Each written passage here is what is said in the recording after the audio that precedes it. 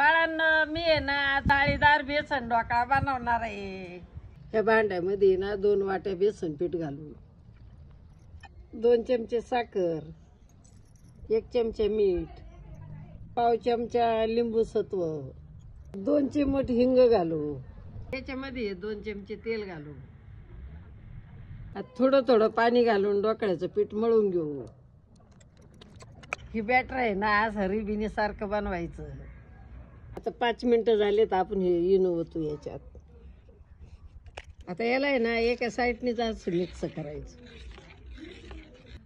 हे प्लेटला तेल लावून घेतलंय, आता ही बॅटर ओतू त्याच्यात।